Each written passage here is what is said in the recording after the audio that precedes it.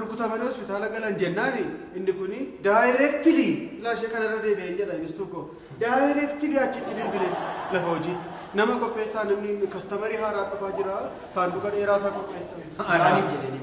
mana gamtaa gamtuu raamee abbaa dura duullee waaqa beeka isa uumaa beeka ati mee hirko bilbilteen an gaafattu gamtaa yoo ta'e reeffa koo fudhachuu dhufe innoo reeffa koo fuudhee awwaaluu dhufe ati mee an gaafattu maal hojii deemtanii hospitaala maal hojjettu an gaafattu miidhamtaniitti bilbilaan kaastanidha yaaddeeti malee ani utuu bilbilee hin deemu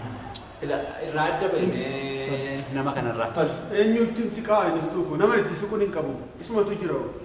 nama itti siquun dhabe haa ta'uuti kottu ana bira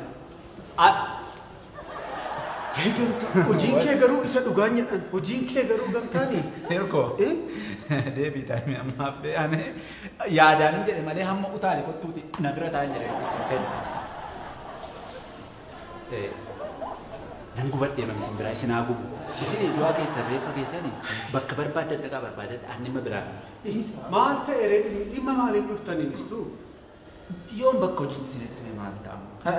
isa asumatti nutti aanutu hin danda'u inni illee rakkoo qabu ani danda'u waa keessa nan dandeessisu wantichatu waan ijoolleetti mammiti mee bakka hojii mattee yoo suuta dhageessan wayyaati jechuu deemte mee deemin hartaa himaniitti si beesitti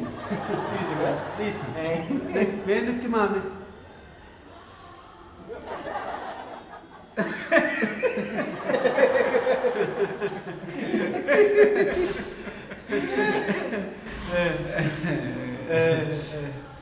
Ila wantichatu waan namatti mammite yoo xiqqoo nama saalfachiisaati isaa